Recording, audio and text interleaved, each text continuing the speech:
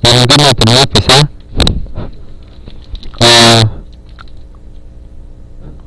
bisa auto drive. Jadi kita menggunakan GPS, kita aktifkan auto drive nya, kemudian kita tunjukkan dulu posisi kita di mana dan kita ingin kemana.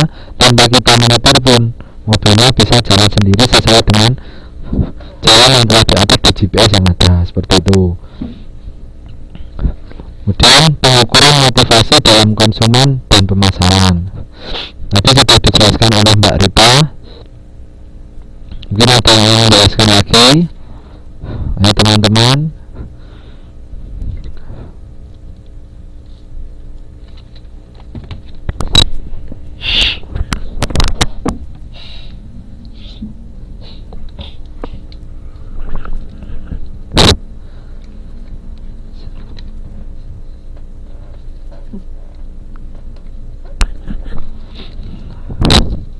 Untuk Mas Taufik jawab riset motivasi. Riset motivasi ini contohnya mengadakan kuesioner pada pengunjung atau teman-teman. Ya.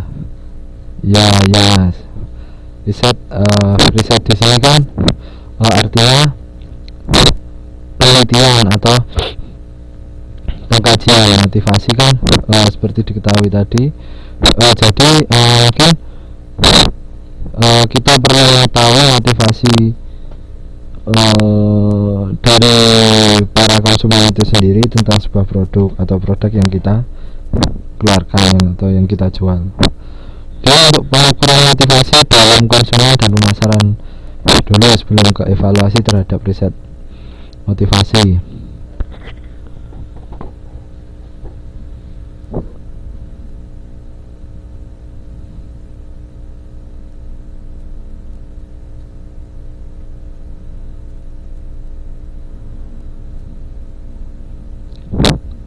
Ada yang ingin menjawab?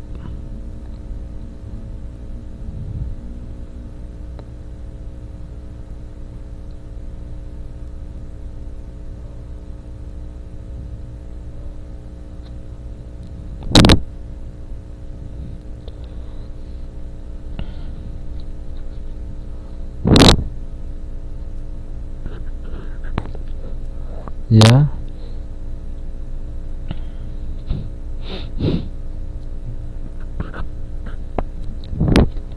Saya tunggu, mungkin ada yang ingin menjawab selain tadi Mbak Rita yang sudah mencoba untuk berbicara.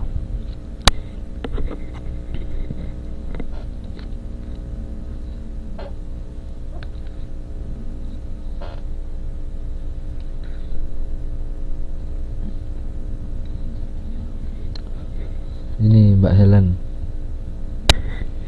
cara mengidentifikasi, mengukur dan meneliti hal-hal yang mempengaruhi perilaku konsumen. Ya, benar.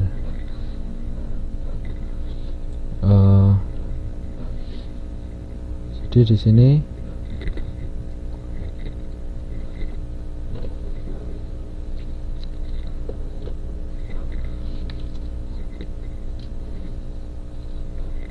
ada yang ingin menjawab lagi sebelum saya jelaskan?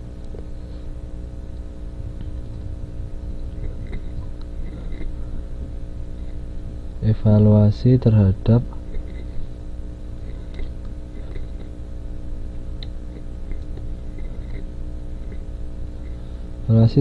riset motivasi. Evaluasi apa yang menjadi kekurangan dari riset motivasi.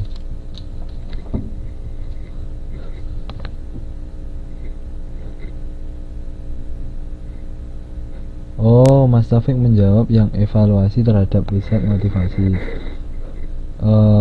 Ini sebelum ke situ ke pengukuran motivasi dalam konsumen dan pemasaran dulu, Mas ya. Nanti setelah itu baru kita bahas. Ini untuk pengukuran motivasi dalam konsumen dan pemasaran, jawabannya Mbak Helen benar. Ini Mbak Helen menjawab cara mengidentifikasi, mengukur dan meneliti hal-hal yang mempengaruhi perilaku konsumen. Jadi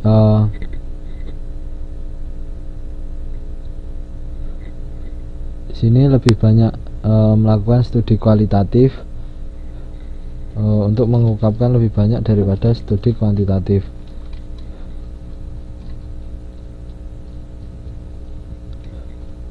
Kemudian lanjut ke evaluasi terhadap riset motivasi. Jawabannya Mas Taufik sendiri, iya benar. Jadi setelah kita lakukan riset motivasi tadi, kita lakukan penelitian tentang motivasi dari para konsumen. Setelah itu perlu kita lakukan evaluasi terhadap riset motivasi itu tadi.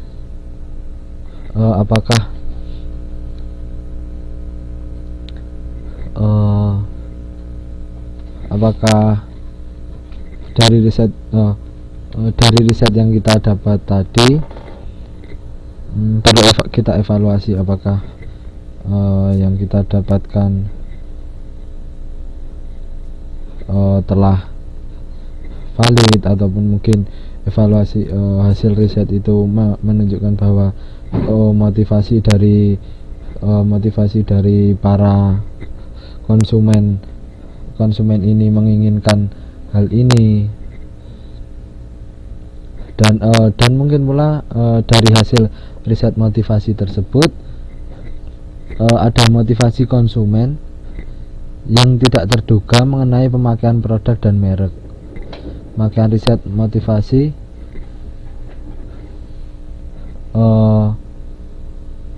hasilnya mungkin kita mengetahui yang setelah kita mengetahui hal tersebut mungkin perlu kita adakan evaluasi. Apakah kita perlu mengeluarkan produk baru, ataukah kita hanya perlu memperbaiki produk kita, ataukah seperti apa. Nah, setelah kita tahu itu tadi, dan setelah kita tentukan cara untuk mencari jalan keluar dari hasil riset itu tadi, kita dapat melakukan promosi. Tentunya promosi yang kita lakukan adalah dengan memperkenalkan mungkin produk baru ataupun produknya sama tetapi telah kita perbaiki ataupun telah kita tingkatkan kualitasnya dan sebagainya sesuai dengan motivasi atau keinginan para konsumen yang telah kita ketahui melalui riset motivasi tadi. Ini Mbak Ari Rosalia mencoba menjawab. Sebagai alat yang penting untuk mengevaluasi dan mengukur perilaku konsumen, apa yang menjadi kekurangan dari riset motivasi? Ya, itu salah satunya Mbak. Benar. Jadi dari riset ini kita dapat mengetahui apa keinginan dari para konsumen. Setelah kita lakukan riset motivasi, kita evaluasi dari hasil riset tersebut apakah kekurangan dari produk kita atau kelebihan atau sebagainya, itu dievaluasi terhadap riset motivasi. Dan selanjutnya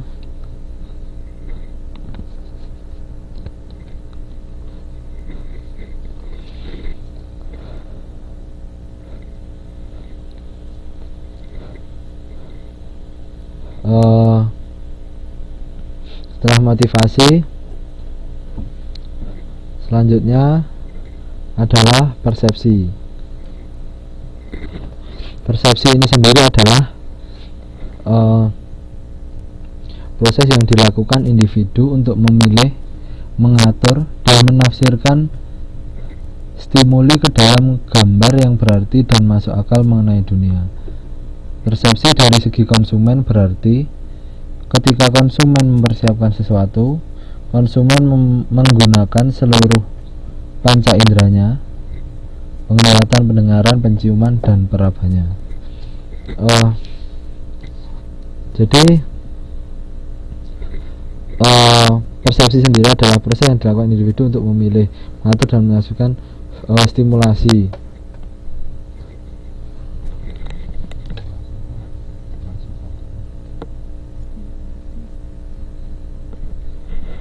Ya, jadi proses yang dilakukan oleh individu untuk memilih, mengatur, dan menafsirkan rangsangan ataupun informasi yang masuk ke dalam diri kita, mungkin kita dengar, kita lihat, ke dalam gambar yang berarti dan masuk akal mengenai dunia. Jadi mungkin teman-teman melihat iklan ataupun mendengar berita mengenai suatu produk, produk ini seperti ini. Itu merupakan stimuli.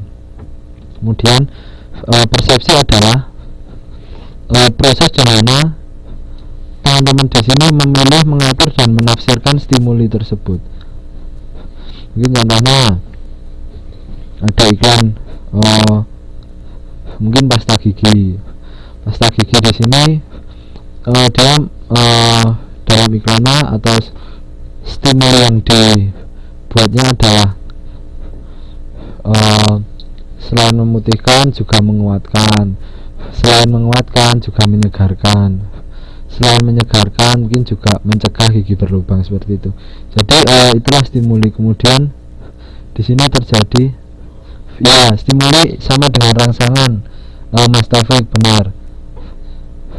Jadi rangsangan yang mungkin kita dengar dari orang, kita dengar mungkin dari media elektronik, atau mungkin kita baca, seperti itu dapat dikatakan stimuli. Ya, ada yang ingin ditanyakan lagi? Nah, seperti inilah yang disebut stimuli. Nah, persepsi sendiri adalah proses di mana kita memilih, mengatur, dan menafsirkan stimuli itu. Kemudian persepsi dari segi konsumen, ketika konsumen mempersiapkan sesuatu atau menginginkan sebuah barang, contohnya menginginkan HP gitu ya. Jadi pastinya persepsi dari konsumen tersebut akan menggunakan untuk Mbak Hemi, silahkan Mbak, setelah buang sampah segera bergabung kembali.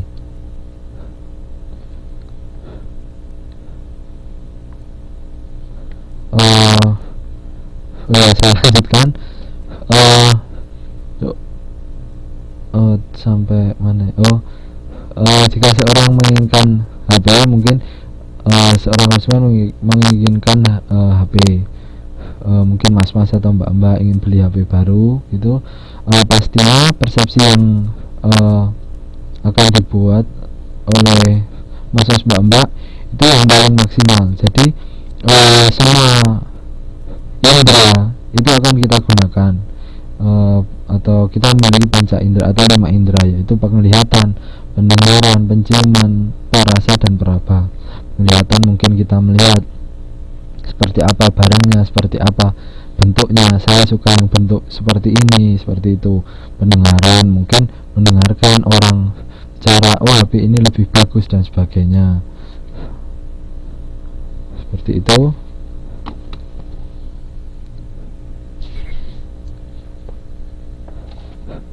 Selanjutnya ini ada bagian model proses informasi konsumen. Ya, mungkin ada yang ingin menjelaskan. Ayo, siapa yang ingin menjelaskan?